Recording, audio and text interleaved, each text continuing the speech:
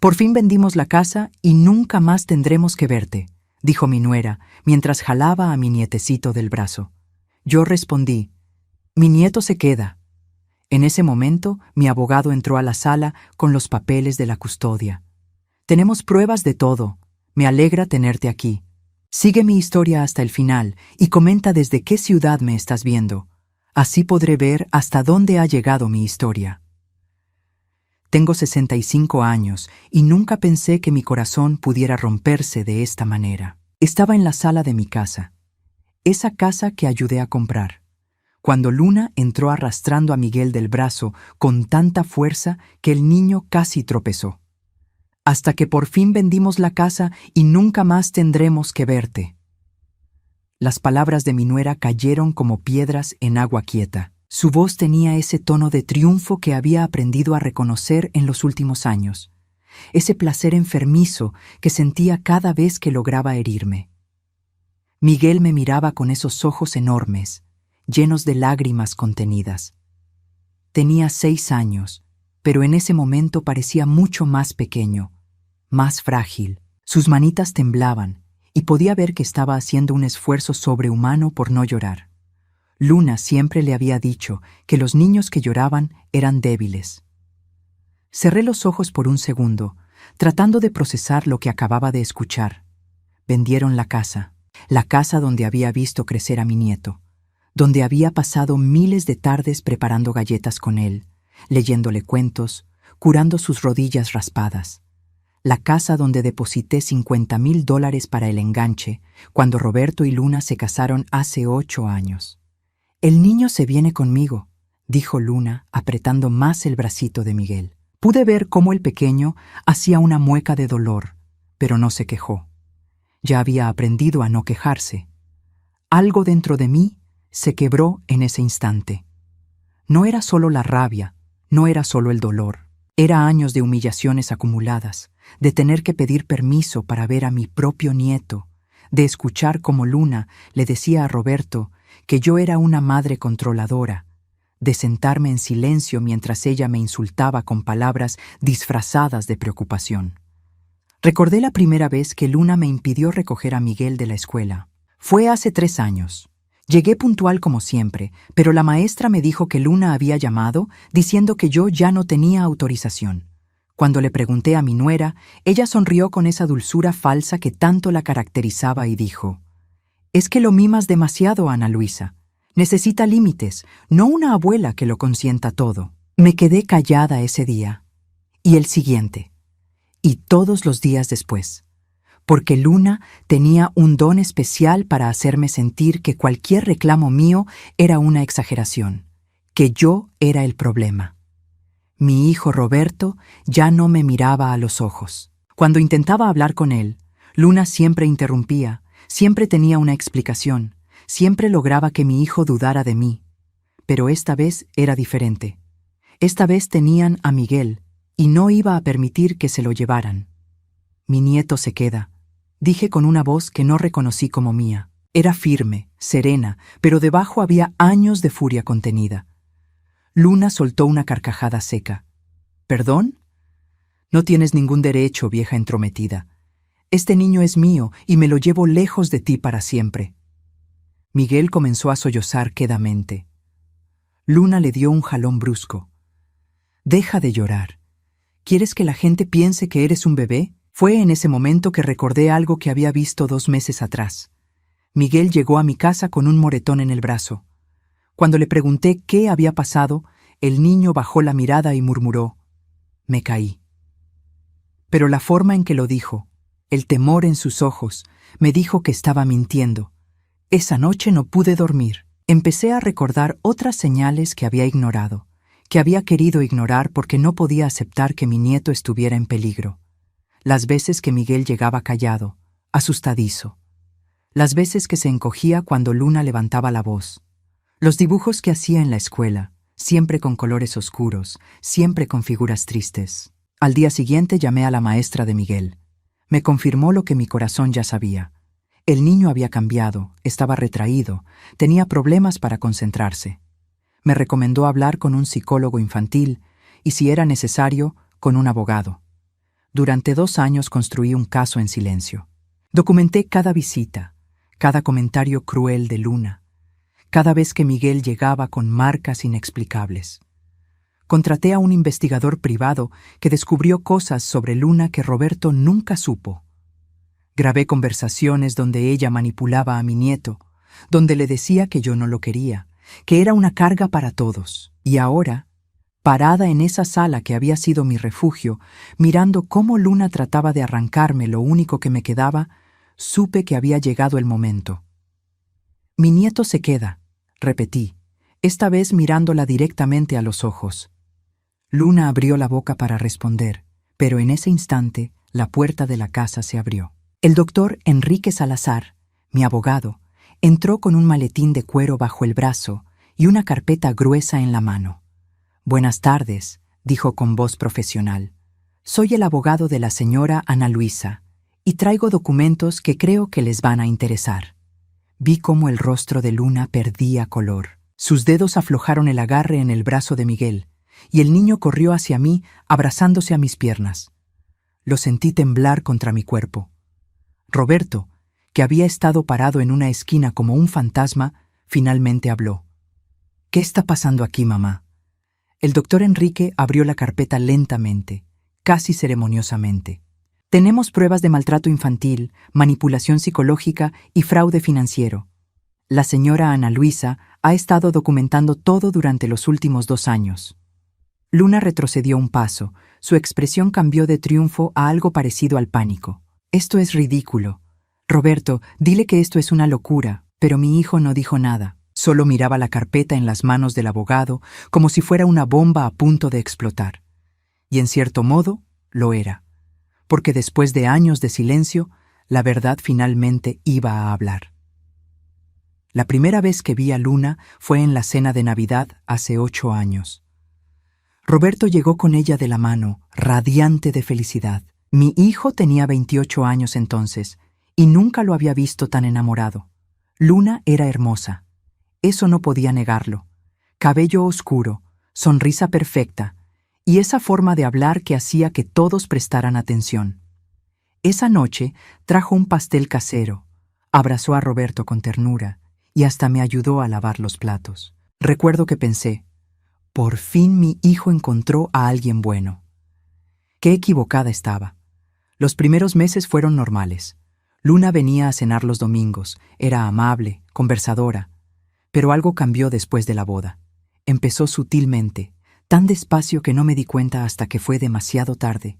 Primero fueron las cenas. Luna comenzó a sugerir que sería mejor hacer reuniones familiares en su casa, que yo había trabajado mucho toda mi vida y merecía descansar. Sonaba considerado, pero el resultado fue que poco a poco dejé de ver a mi hijo con la misma frecuencia. Luego vinieron los comentarios. «Roberto, tu mamá se ve cansada. Mejor no la molestemos este fin de semana». «Ana Luisa, vi que dejaste las llaves del carro sobre la mesa. ¿Estás bien?» A veces el olvido es señal de algo más serio. Siempre con esa voz dulce, siempre con esa preocupación falsa que hacía que cualquier defensa mía pareciera una reacción exagerada. Cuando Miguel nació, pensé que todo mejoraría. Luna me llamó desde el hospital, llorando de felicidad, diciendo que quería que yo fuera la primera en conocer a mi nieto.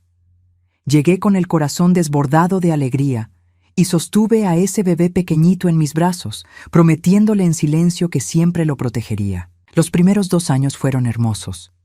Luna trabajaba a medio tiempo y yo cuidaba a Miguel 3 días por semana.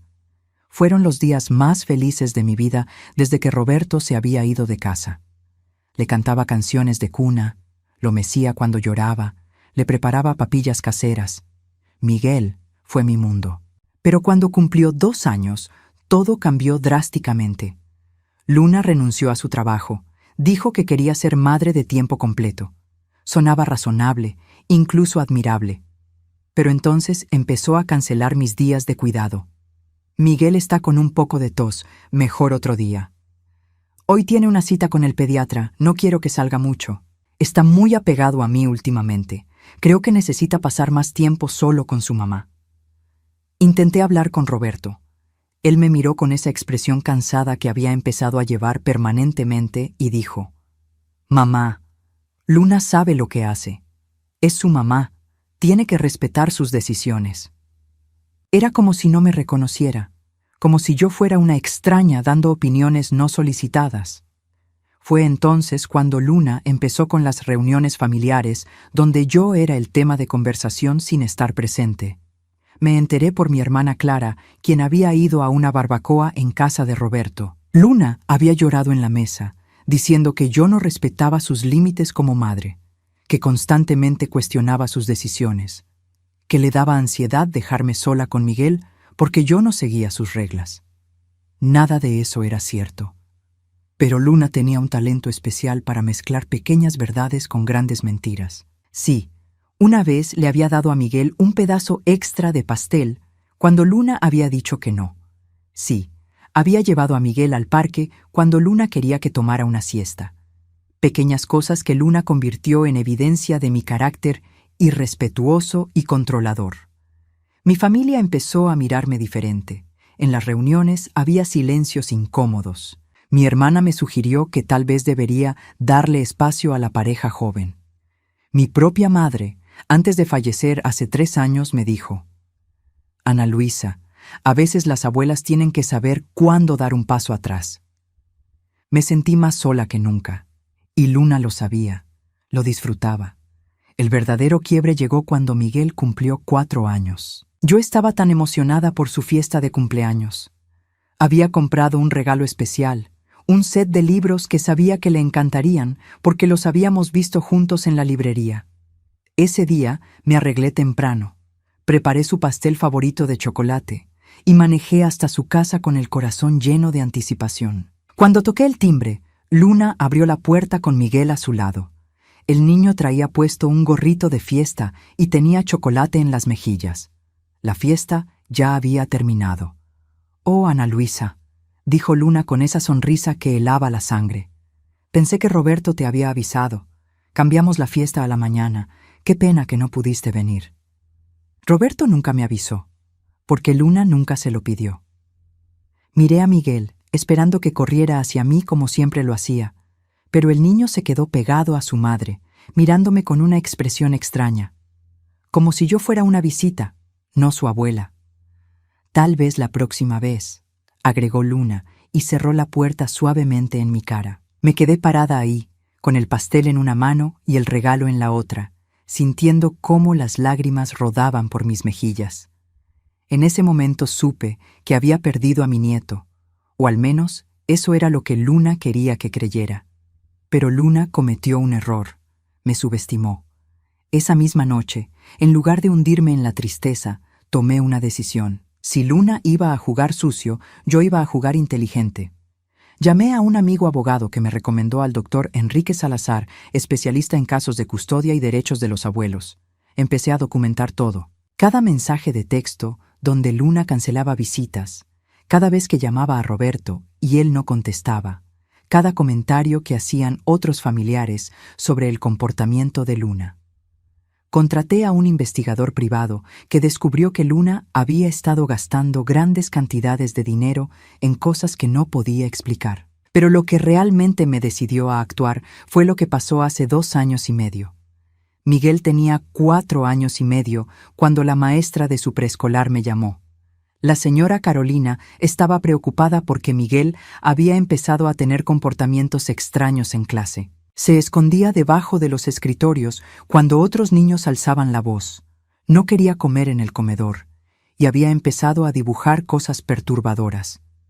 «Señora Ana Luisa», me dijo con voz temblorosa, «necesito que vea esto». Me mostró un dibujo que Miguel había hecho. Era de una casa con 3 figuras, una grande y oscura, una mediana y una muy pequeña acurrucada en una esquina. La figura grande tenía la boca abierta, llena de dientes puntiagudos. Le pregunté quiénes eran, continuó la maestra. Me dijo que la grande era su mamá cuando se enoja, la mediana era su papá que no hace nada, y la pequeña era él tratando de desaparecer. Sentí que el mundo se detenía. ¿Luna sabe de esto?, pregunté. La maestra negó con la cabeza. Intenté hablar con ella en la última reunión de padres, pero se molestó mucho. Dijo que yo no tenía derecho a juzgar su crianza, que Miguel solo tenía una imaginación activa. Ese dibujo quedó guardado en mi cartera durante 2 años. Era mi recordatorio de por qué tenía que seguir luchando, aunque todos me dijeran que estaba loca, que exageraba, que era una abuela entrometida. Poco a poco fui tejiendo una red invisible. Hablé con vecinos que habían escuchado gritos en casa de Roberto. Encontré a la pediatra de Miguel, quien me confió extraoficialmente que Luna había cambiado de doctor 3 veces porque los anteriores habían cuestionado ciertos moretones en el niño. Conseguí copias de registros médicos, facturas, mensajes. Luna creía que me había derrotado. Creía que me había aislado completamente, que me había quitado a mi familia, que había ganado. Pero cada insulto, cada humillación, cada puerta cerrada en mi cara solo alimentó mi determinación. Y ahora, 2 años después, estaba parada en esa sala con mi abogado, viendo cómo la máscara perfecta de Luna comenzaba a resquebrajarse. Porque el silencio puede doler, puede asfixiar, puede destruir, pero también puede ser el espacio donde se construye la venganza más silenciosa y efectiva de todas: la verdad. El doctor Enrique colocó la carpeta sobre la mesa de centro con un movimiento deliberado. Luna retrocedió otro paso, pero intentaba mantener esa expresión de indignación que tanto había perfeccionado con los años. «Esto es absurdo», dijo con voz aguda. «Roberto, ¿vas a permitir que tu madre me acuse de cosas ridículas?» Mi hijo seguía inmóvil, mirando la carpeta como si fuera una serpiente venenosa. Tenía ojeras profundas que no había notado antes, y sus manos temblaban ligeramente. Me partió el corazón verlo así, pero sabía que era necesario. Era el único camino para salvarlo a él y a Miguel. El doctor Enrique abrió la carpeta con calma profesional. «Señora Luna, señor Roberto, durante los últimos 2 años hemos estado recopilando evidencia documentada de maltrato psicológico infantil, negligencia emocional y mal manejo financiero». Su voz era serena pero firme, sin un ápice de emoción que Luna pudiera usar en su contra. «Empecemos con los registros médicos», continuó, sacando varios documentos. «Miguel ha visitado urgencias en 3 ocasiones durante los últimos 18 meses. La primera vez fue por un golpe en la cabeza que supuestamente ocurrió cuando se cayó de la cama. La segunda, por quemaduras en la mano que Luna reportó como un accidente con agua caliente. La tercera, por moretones en los brazos y espalda que ella atribuyó a que el niño se había caído de los columpios». Roberto palideció. Yo estaba trabajando cuando pasaron esas cosas. Luna me dijo que no eran graves». «Por supuesto que no eran graves», interrumpió Luna, pero su voz ya no sonaba tan segura. «Los niños se caen, se golpean, es normal». El doctor Enrique sacó otro documento.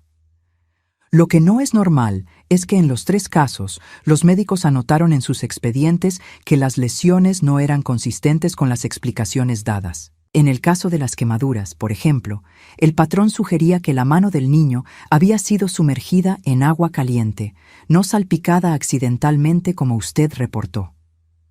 Sentí que Miguel se aferraba más fuerte a mis piernas. Le acaricié el cabello suavemente, mi corazón rompiéndose con cada palabra que escuchaba. «También tenemos grabaciones de audio», continuó el doctor Enrique, presionando play en una pequeña grabadora. La voz de Luna llenó la habitación, clara y cruel. «Eres un niño estúpido, Miguel. ¿Por qué no puedes hacer nada bien? Tu abuela no te quiere ver porque eres una vergüenza. Nadie te quiere cuando te portas así». Era una grabación de hace 6 meses.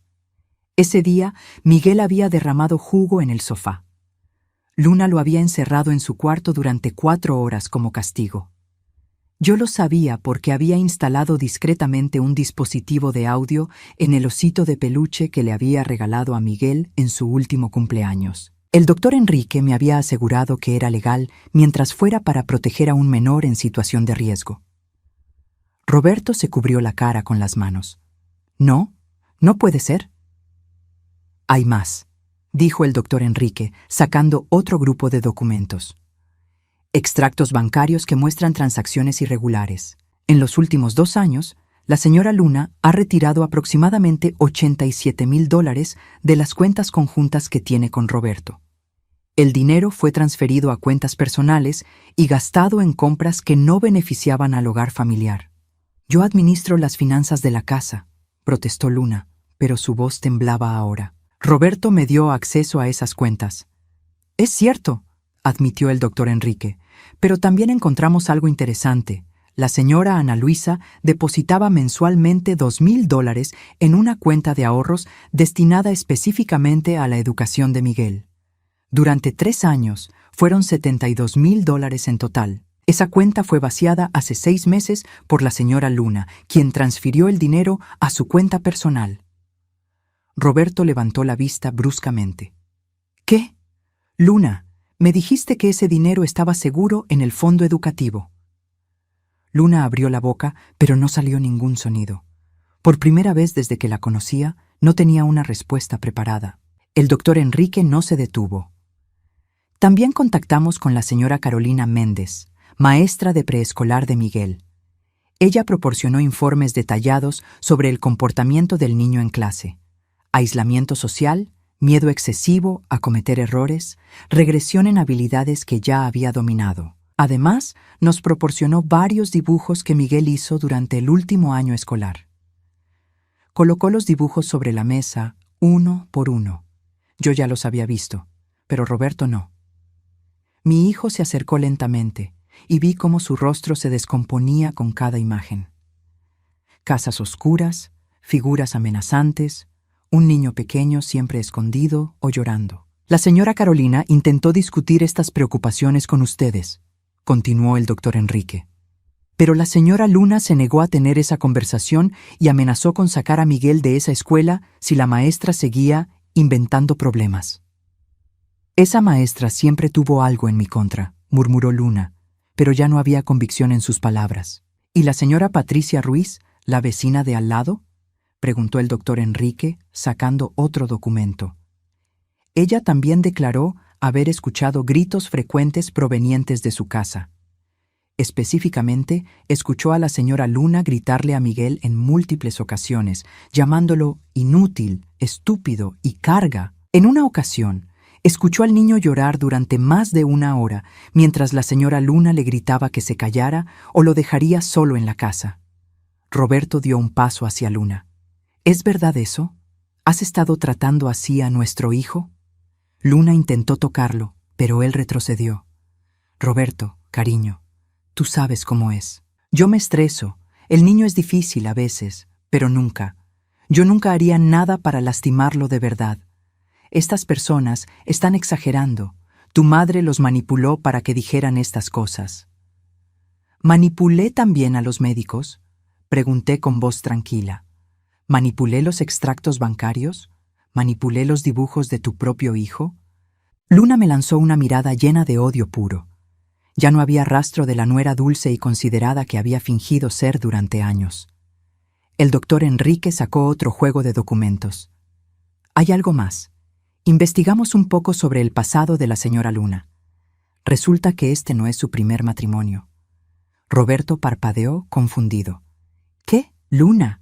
Me dijiste que yo era tu primer esposo. Estuvo casada durante 3 años con un hombre llamado Daniel Cortés, continuó el doctor Enrique.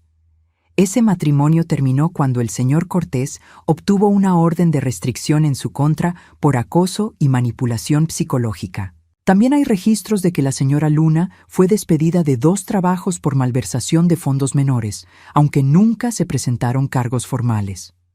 Luna empezó a reírse, una risa aguda y desesperada. Esto es increíble, esto es una cacería de brujas. Roberto, ¿de verdad vas a creerle a tu madre sobre mí, a tu propia esposa? Pero Roberto ya no la miraba a ella. Miraba a Miguel, quien seguía aferrado a mis piernas temblando. Mi hijo se arrodilló frente a su niño con movimientos lentos, como si tuviera miedo de asustarlo.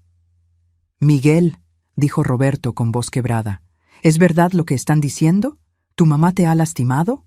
El niño me miró, sus ojos enormes llenos de terror. Supe exactamente lo que estaba pensando. Luna le había advertido 1000 veces que si alguna vez contaba algo, las cosas empeorarían, que lo separarían de su padre, que sería su culpa si la familia se destruía. Me arrodillé junto a Roberto y tomé la manita de Miguel entre las mías. Está bien, mi amor, puedes decir la verdad. Nadie va a enojarse contigo, te lo prometo. Miguel miró a su padre, luego a mí y finalmente hacia donde estaba Luna.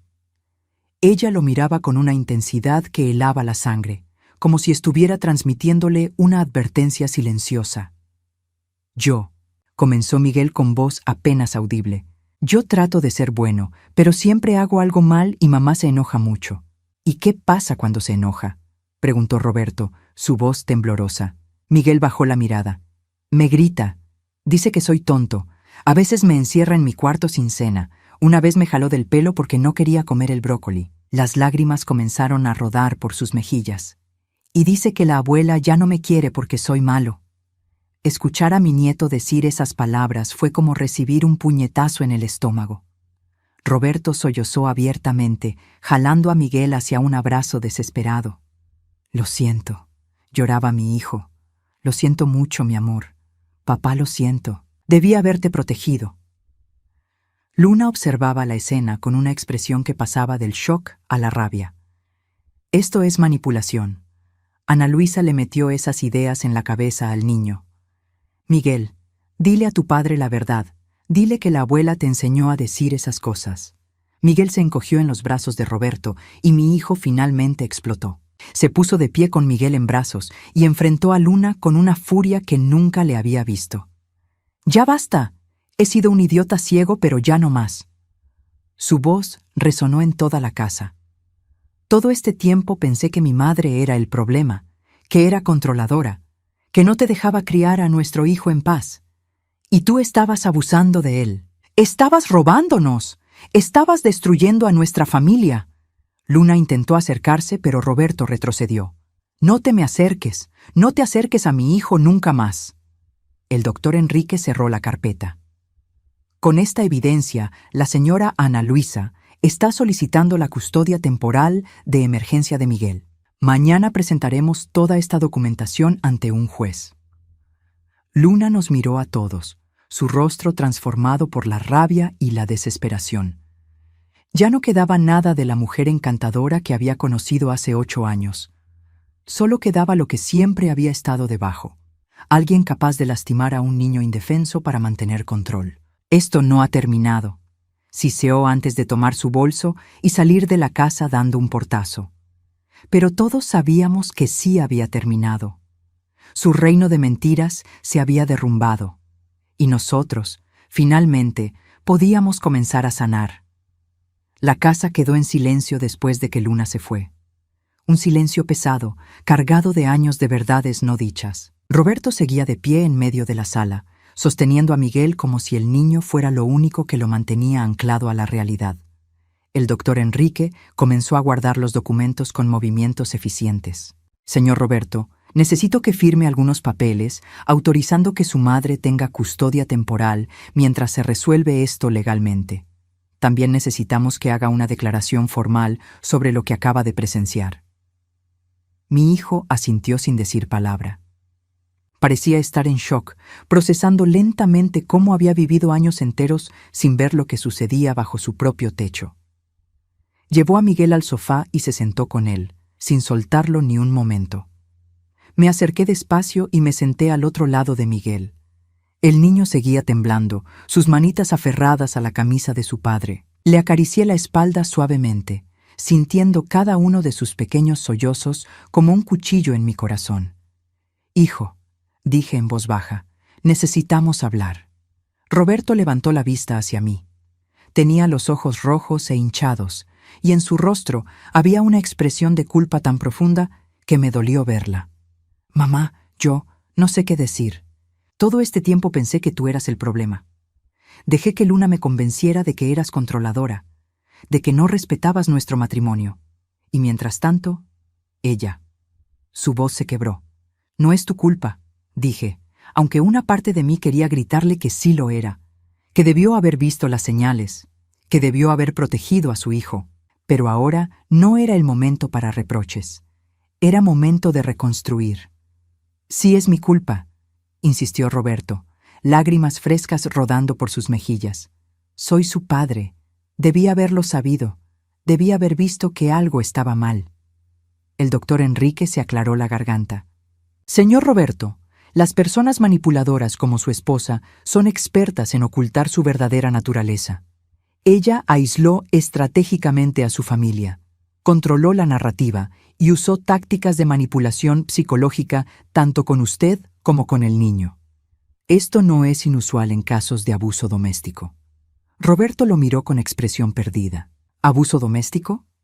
Pero ella nunca me pegó. Yo nunca pensé. El abuso no siempre es físico, explicó el doctor Enrique con paciencia profesional. Control financiero, aislamiento social, manipulación emocional, gaslighting, todo eso son formas de abuso. Y si lo analizamos, Luna ejerció todas estas tácticas con usted durante años. Mi hijo cerró los ojos y pude ver cómo cada palabra resonaba en su memoria, conectando puntos que nunca había querido ver. Ella siempre decía que yo era demasiado blando, que necesitaba ser más firme, que mi mamá me había criado para ser débil. Yo empecé a creerle. ¿Recuerdas cuando dejaste de ver a tus amigos?, pregunté suavemente. Hace como 5 años, tenías un grupo de la universidad con los que salías cada mes. Un día simplemente dejaste de ir. Roberto asintió lentamente. Luna decía que ellos eran mala influencia, que me hacían beber demasiado, que necesitaba concentrarme en la familia. Dejé de contestar sus llamadas y eventualmente dejaron de buscarme. ¿Y tu trabajo anterior?, continué. El que amabas, donde habías trabajado durante 8 años. Luna te convenció de renunciar. Dijo que mi jefe me trataba mal, que merecía algo mejor. Me ayudó a conseguir este trabajo nuevo, uno que pagaba menos, pero donde ella conocía al gerente. Roberto se pasó una mano por el cabello, su respiración entrecortada. Oh, Dios, el gerente era su primo. Ella tenía control sobre mi trabajo también. El doctor Enrique asintió. Es un patrón común. El abusador aísla a la víctima de sus sistemas de apoyo para tener control total.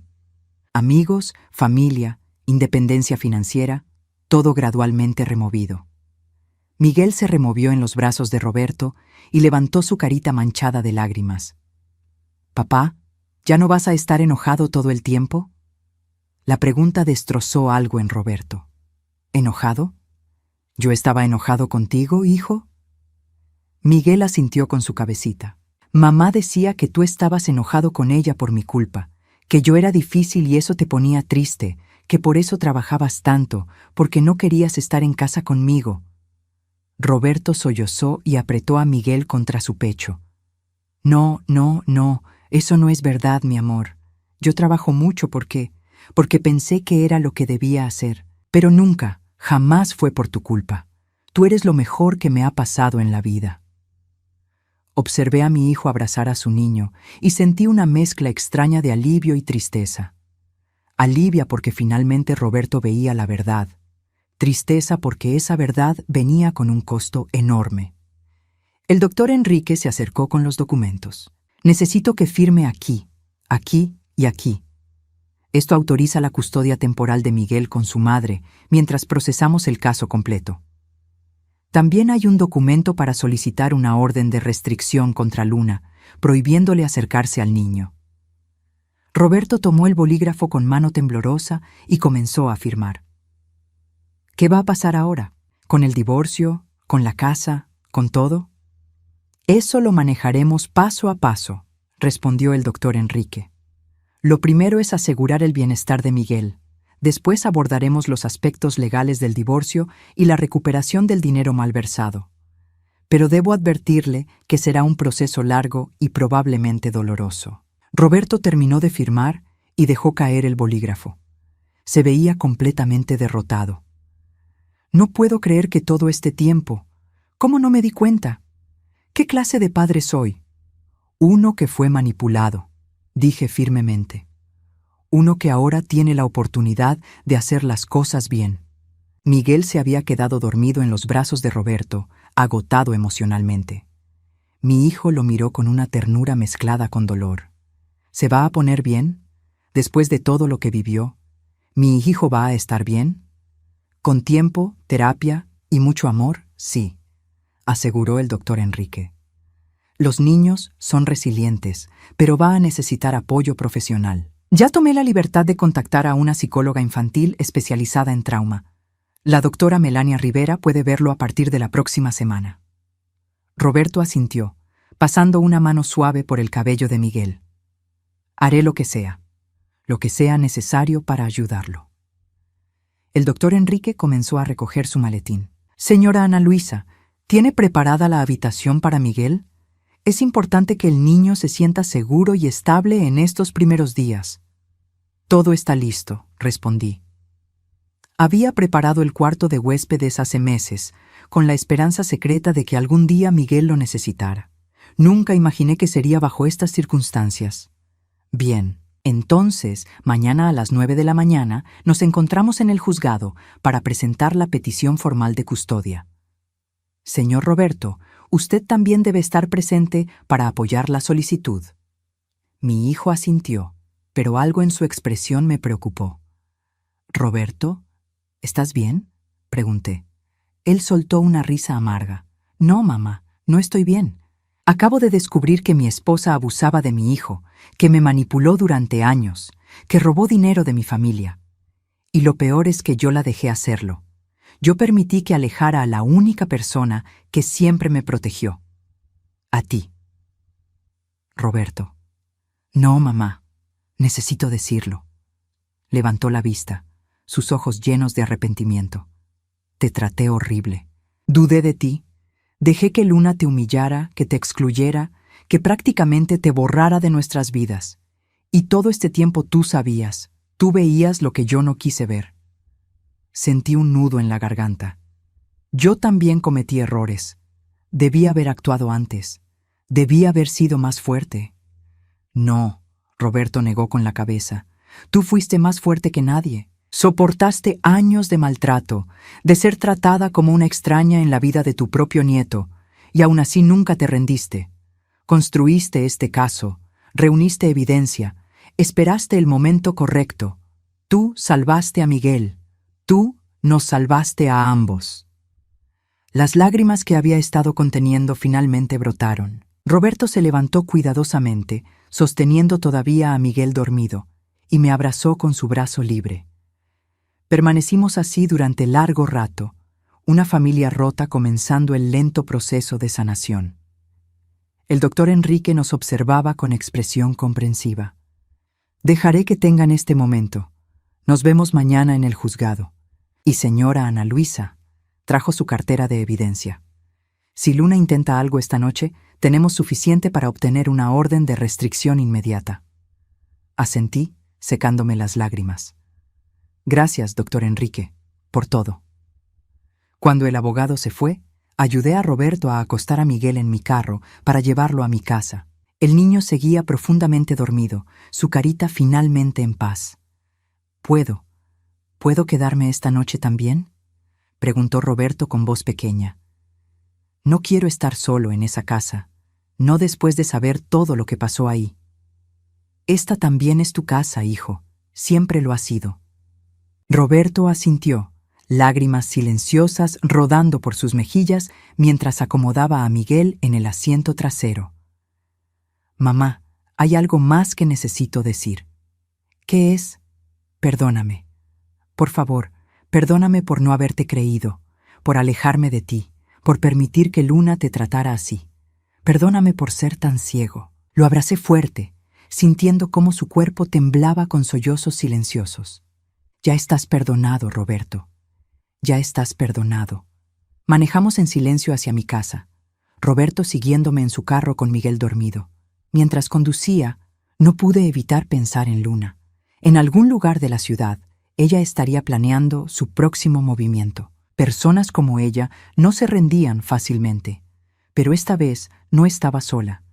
Esta vez tenía la verdad de mi lado, tenía evidencia sólida, y más importante, tenía a mi familia de vuelta. Luna había construido su reino sobre mentiras, Y yo acababa de demostrar que incluso el reino más sólido se derrumba cuando se expone a la luz. Lo que no sabía aún era hasta dónde estaría dispuesta a llegar para recuperar el control. Y esa incertidumbre me mantenía alerta, incluso en medio del triunfo, porque conocía a Luna y sabía que cuando un depredador es acorralado, se vuelve más peligroso que nunca. La mañana siguiente llegó demasiado rápido. Apenas había dormido, cada ruido en la casa me despertaba pensando que Luna había regresado. Pero la noche transcurrió sin incidentes. Miguel durmió en la habitación que había preparado para él, rodeado de los peluches que había ido coleccionando durante años para cuando pudiera visitarme. Roberto durmió en el sofá, aunque dudo que haya cerrado los ojos más de una hora. A las 7 de la mañana, todos estábamos despiertos. Preparé el desayuno favorito de Miguel, panqueques con miel y fresas. El niño comió en silencio, sus ojitos todavía hinchados del llanto de ayer. Roberto apenas probó su café, mirando por la ventana como esperando que Luna apareciera en cualquier momento. ¿Mamá va a venir?, preguntó Miguel de repente, su voz apenas un susurro. Roberto se tensó visiblemente. Antes de que pudiera responder, me arrodillé junto a la silla de Miguel. Tu mamá no va a venir aquí, mi amor, y por un tiempo no vas a verla. Pero tu papá y yo estaremos contigo siempre. Miguel asintió lentamente, sin parecer ni aliviado ni triste, solo resignado, como si hubiera aprendido a no sentir demasiado. Eso me rompió el corazón más que cualquier otra cosa. A las 8:30, el doctor Enrique llegó a recogernos. Decidimos dejar a Miguel con mi hermana Clara, quien había venido apenas le conté lo que había pasado. Su expresión cuando llegó lo decía todo: vergüenza por haber dudado de mí, rabia contra Luna y un amor feroz por su sobrino nieto. «Vas a estar bien con la tía Clara», le dije a Miguel, abrazándolo fuerte. «Vamos a volver pronto». El juzgado estaba frío y burocrático, con ese olor a papel viejo y desinfectante que tienen todos los edificios gubernamentales. El doctor Enrique nos guió a través de los pasillos hasta una sala de espera. El juez Martínez revisará nuestro caso a las 9 en punto. Es un hombre justo. He trabajado con él antes. Roberto no había dicho palabra en todo el trayecto. Estaba sentado con los codos en las rodillas, la cabeza entre las manos. Me senté a su lado y le puse una mano en el hombro. «Va a salir bien», le dije. «¿Y si no?», susurró. «¿Y si el juez piensa que yo también soy culpable? Viví en esa casa, mamá. No vi lo que estaba pasando. ¿Qué dice eso de mí como padre?». Antes de que pudiera responder, escuchamos pasos apresurados en el pasillo. Luna apareció con un abogado que no reconocí, un hombre delgado con traje gris y expresión de tiburón. Ella se veía diferente, sin maquillaje, con el cabello recogido en una cola simple, vestida con ropa modesta. La víctima perfecta. Nos vio y algo peligroso brilló en sus ojos. Se acercó directamente a Roberto, ignorando la presencia del doctor Enrique. «Roberto, por favor, necesitamos hablar. Esto es un malentendido terrible». Mi hijo se puso de pie, pero retrocedió cuando Luna intentó tocarlo. «No te me acerques. ¿De verdad vas a creerle a tu madre sobre mí?». La voz de Luna temblaba, perfecto control de victimización. Ella siempre me odió. Desde el día que nos conocimos, buscó la forma de separarme de ti, y ahora está usando a nuestro hijo para lograrlo. «No», dijo Roberto, su voz más firme de lo que esperaba. «Ya no funciona, Luna. Ya no puedes convencerme de que mi madre es el problema. Vi las pruebas. Escuché las grabaciones. Vi los dibujos de mi hijo». Luna cambió de táctica inmediatamente. Sus ojos se llenaron de lágrimas. «Estaba estresada, Roberto. Ser madre es difícil. A veces perdí la paciencia, pero nunca quise lastimar a Miguel. Tú me conoces. Sabes que lo amo». «¿Lo amas?». La voz de Roberto se quebró. «¿Le dices estúpido a alguien que amas? ¿Lo encierras sin comer? ¿Le dices que su abuela no lo quiere?». El abogado de Luna intervino. «Señor Holloway, cualquier cosa que diga puede ser usada en su contra. Le sugiero que no tenga esta conversación sin representación legal presente».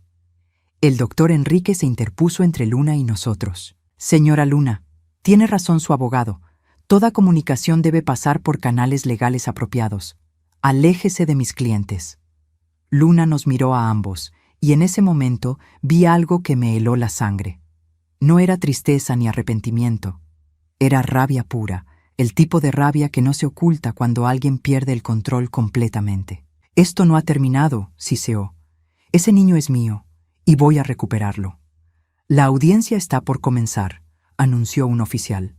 Caso Holloway versus Holloway, sala 3. La sala era pequeña, con paneles de madera oscura y ese silencio pesado que tienen los lugares donde se toman decisiones importantes. El juez Martínez era un hombre mayor, de cabello gris y expresión seria pero no cruel. Nos sentamos en nuestro lado mientras Luna y su abogado tomaban el otro. El doctor Enrique presentó el caso con precisión clínica. Cada pieza de evidencia, cada testimonio, cada grabación fue expuesta ante el juez. Vi cómo la expresión del juez Martínez se oscurecía con cada revelación. El abogado de Luna intentó refutar. Mi clienta admite haber tenido momentos de frustración, pero esto ha sido exagerado enormemente. La señora Ana Luisa tiene un historial de interferencia en el matrimonio de su hijo. Esta es claramente una venganza personal disfrazada de preocupación por el niño. ¿Historial de interferencia? El doctor Enrique levantó una ceja. ¿Se refiere a las veces que la señora Ana Luisa intentó ver a su nieto y fue rechazada? ¿O cuando depositó $72,000 para la educación del niño, dinero que su clienta robó? Yo no robé nada. Luna explotó poniéndose de pie. Ese dinero estaba en una cuenta conjunta. Tenía derecho a usarlo. El juez Martínez golpeó su mazo.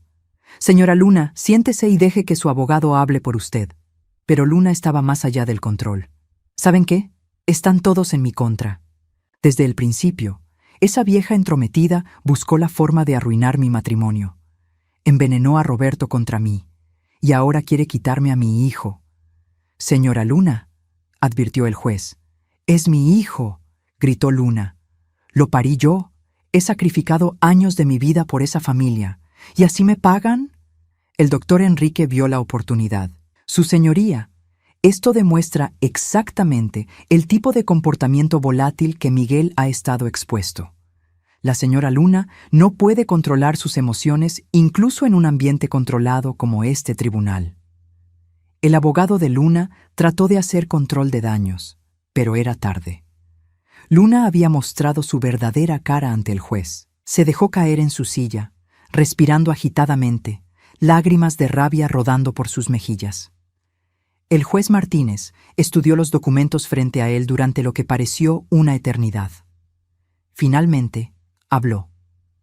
He revisado la evidencia presentada. Los registros médicos, las grabaciones de audio, los testimonios de profesionales educativos y vecinos pintan un cuadro preocupante de abuso emocional y negligencia. Luna sollozó ruidosamente, pero ya nadie le creía. Sin embargo, continuó el juez, también noto que el padre, el señor Roberto Holloway, estuvo presente en el hogar durante este tiempo. Necesito entender su nivel de conocimiento sobre estas situaciones. Roberto se puso de pie, su voz temblorosa pero honesta. Su señoría, yo no lo sabía. Mi esposa me manipuló, me hizo creer que mi madre era el problema. Me aisló de mi familia, de mis amigos, controló cada aspecto de mi vida hasta que no pude ver la verdad aunque estuviera frente a mí. Pero eso no es excusa. Fallé como padre. No protegí a mi hijo cuando más me necesitaba. El juez asintió lentamente. Señor Holloway, su honestidad es notada. ¿Está de acuerdo en que su hijo necesita estar en un ambiente estable mientras se resuelve esta situación? Sí, su señoría, completamente de acuerdo. ¿Y está de acuerdo en que su madre, la señora Ana Luisa, proporcione ese ambiente? Roberto miró hacia mí, sus ojos llenos de lágrimas. Mi madre es la única persona que nunca dejó de luchar por Miguel. Sí, estoy de acuerdo. El juez Martínez golpeó su mazo. Entonces, ordeno lo siguiente. Custodia temporal de Miguel Holloway será otorgada a su abuela paterna, Ana Luisa Holloway, por un período de 6 meses, mientras se lleva a cabo una investigación completa. Durante este tiempo, el niño recibirá evaluación psicológica y terapia. El padre, Roberto Holloway, tendrá visitación supervisada y deberá asistir a terapia familiar. Luna se puso de pie de un salto. «No, no pueden quitarme a mi hijo. Y en cuanto a la señora Luna Holloway», continuó el juez, elevando su voz, «se emite una orden de restricción temporal. No debe acercarse al menor a menos de 500 metros. Cualquier violación de esta orden resultará en arresto inmediato». «Esto es injusto», gritó Luna. «Él es mi hijo, mío». Su abogado trataba de calmarla, pero ella lo apartó. Se volteó hacia mí con odio puro en los ojos. «Esto es tu culpa. Todo es tu culpa, maldita vieja. Destruiste mi familia». Los oficiales se acercaron para escoltarla, pero Luna no había terminado. «¿Sabes qué? Pueden quedarse con el niño problemático ese. Total, siempre fue una carga. Débil, llorón, inútil, igual que su padre». Roberto se encogió como si hubiera recibido un golpe físico. Y en ese momento vi algo cambiar en mi hijo. El último vestigio de duda, el último hilo de esperanza de que Luna no era tan mala como parecía, se rompió definitivamente. Luna fue escoltada fuera de la sala, sus gritos resonando por los pasillos. Su abogado la siguió, claramente arrepentido de haber aceptado el caso. El juez Martínez nos miró con algo parecido a compasión. «Señora Ana Luisa, le estoy confiando el bienestar de ese niño. Espero que tome esta responsabilidad seriamente». Me puse de pie, mi voz firme. «Lo haré, su señoría. Es mi nieto. Lo protegeré con mi vida». Salimos del juzgado en silencio. Roberto caminaba como autómata, procesando todo lo que había escuchado. Una vez fuera, se detuvo y me miró.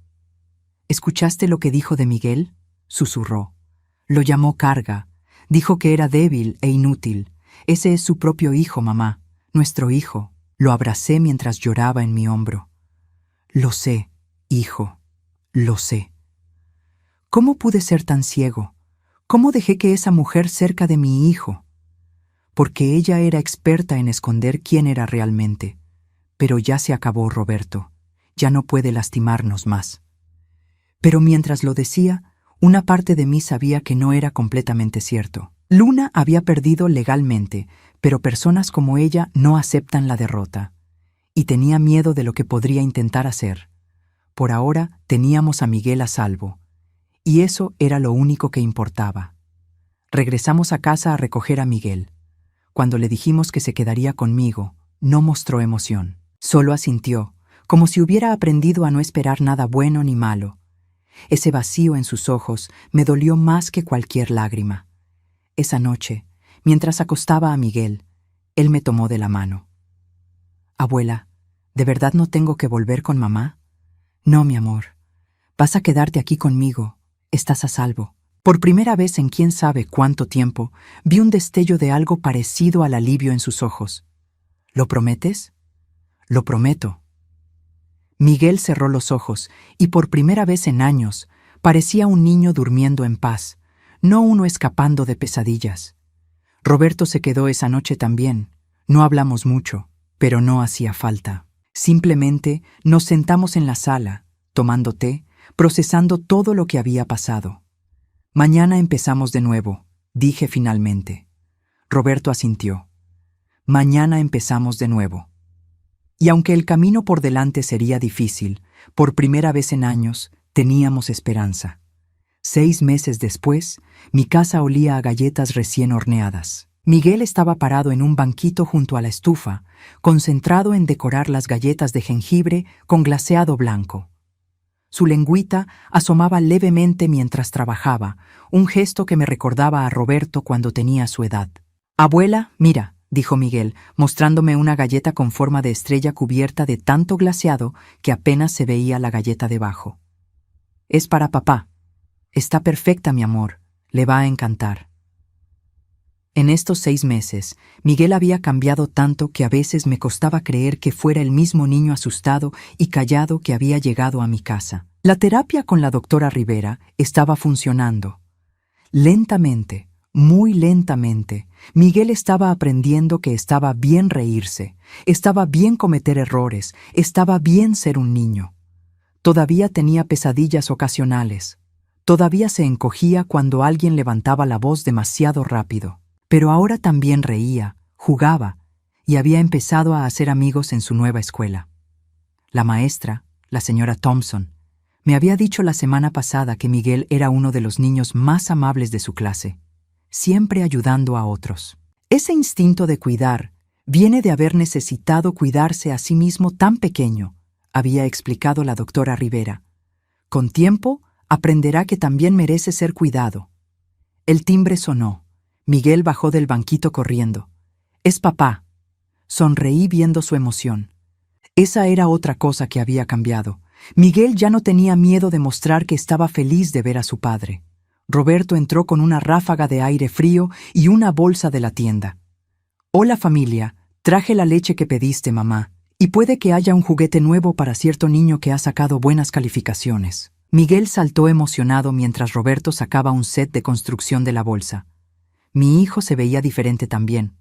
Había ganado algo de peso, ya no tenía esas ojeras profundas y, lo más importante, sonreía. Realmente sonreía. La terapia individual y familiar había sido difícil para Roberto. Enfrentar cómo Luna lo había manipulado, cómo había perdido años siendo alguien que no era, cómo había fallado en proteger a su hijo. Todo eso había sido devastador. Pero mi hijo era más fuerte de lo que creía. Había hecho el trabajo, había enfrentado sus demonios y estaba reconstruyéndose. «¿Cómo estuvo tu día?», le pregunté mientras preparaba café. «Bien, muy bien en realidad». Roberto se sentó en la mesa de la cocina, observando a Miguel jugar con su nuevo juguete. «Me dieron un ascenso en el trabajo y encontré un apartamento. Es pequeño, pero tiene 2 habitaciones, una para mí y una para Miguel, cuando esté listo». Sentí una mezcla de orgullo y algo parecido a la tristeza. «Eso es maravilloso, hijo». Roberto notó mi expresión. «No es que quiera alejar a Miguel de ti, mamá, pero la doctora Rivera dijo que eventualmente necesitamos trabajar hacia una custodia compartida, que Miguel necesita tener una relación sana con su padre». «Lo sé», dije suavemente. «Y estoy de acuerdo, solo que me he acostumbrado a tenerlo aquí. Y él seguirá viniendo», aseguró Roberto. «Esta siempre será su casa también, pero necesito demostrarle que puedo ser el padre que merece, que tengo un hogar estable para él». En ese momento, Miguel se acercó con su juguete. «Papá, ¿me ayudas a armar esto?». «Claro que sí, campeón». Los observé trabajar juntos en el piso de la sala. Roberto paciente mientras Miguel trataba de encajar las piezas, celebrando cada logro pequeño. Esta era la relación que debieron tener siempre. «¿Papá?», preguntó Miguel después de un rato. «¿Dónde está mamá?».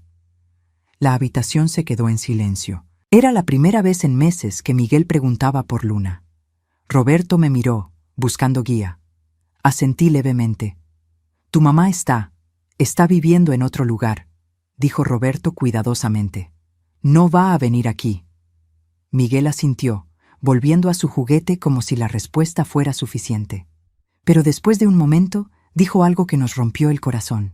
«Está bien, aquí estoy más feliz». Roberto tuvo que excusarse un momento. Lo encontré en la cocina, secándose los ojos.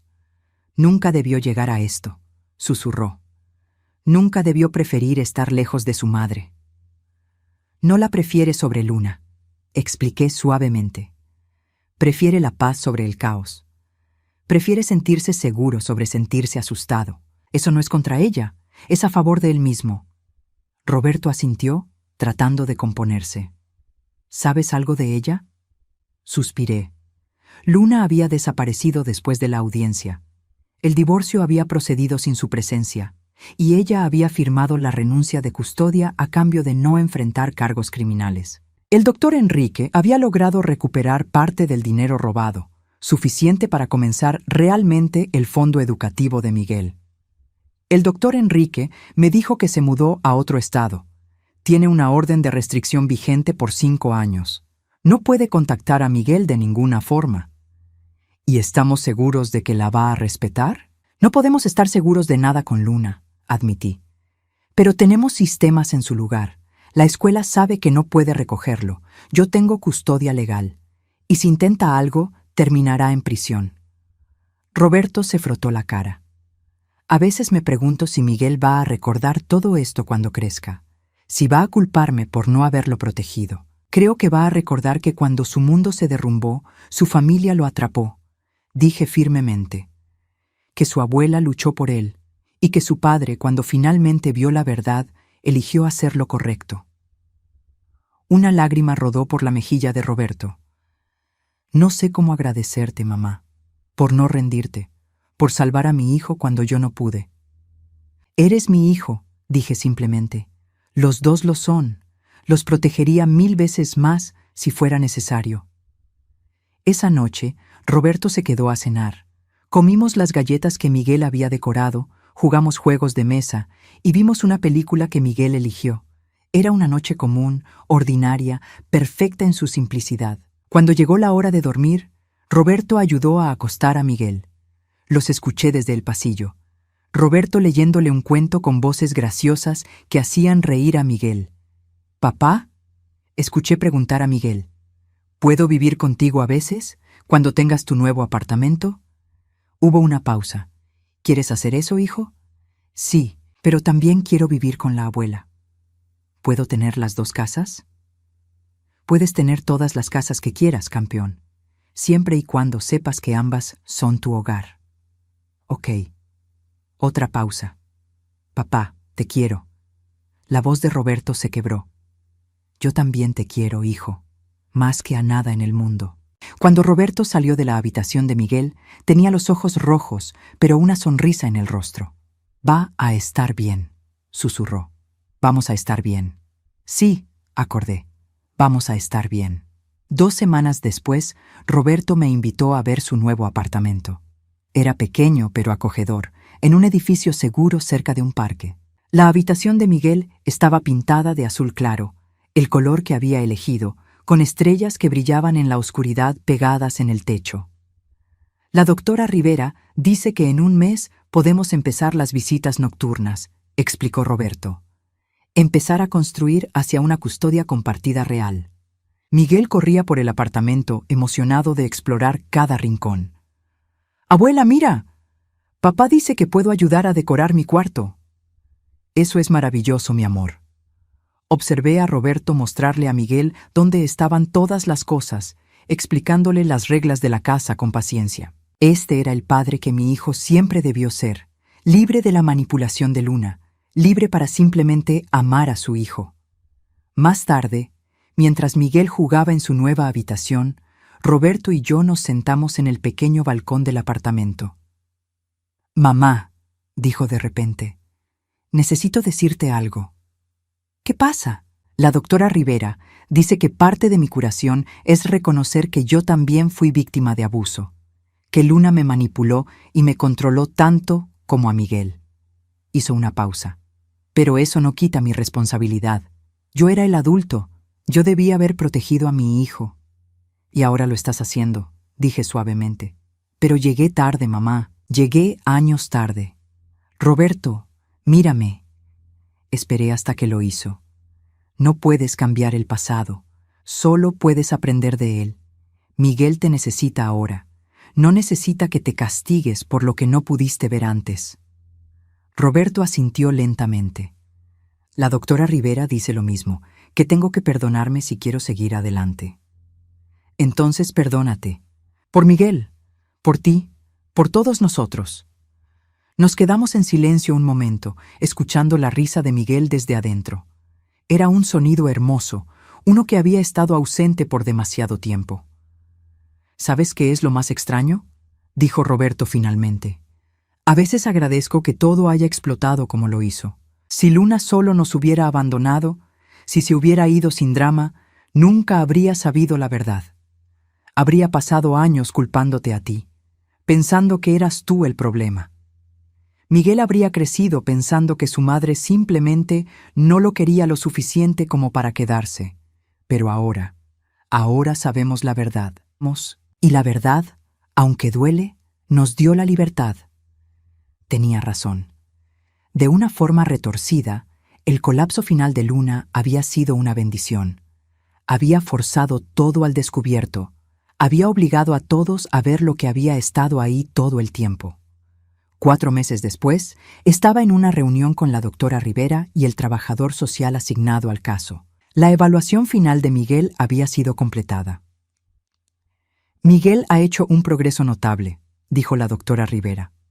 Todavía tiene trabajo por hacer, probablemente va a necesitar terapia durante años más.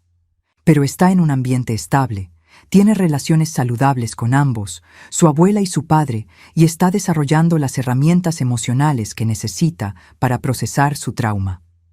El trabajador social asintió. Basado en esta evaluación y en el progreso del señor Roberto en su propia terapia, estamos recomendando que se proceda con el plan de custodia compartida. El niño pasará la semana con la señora Ana Luisa durante el año escolar, con visitas de fin de semana al padre. Durante el verano, el tiempo se dividirá equitativamente. Sentí un nudo en la garganta, una mezcla extraña de orgullo y melancolía.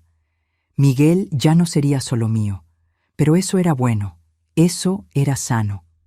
Esa noche preparé la cena favorita de Miguel, espagueti con albóndigas.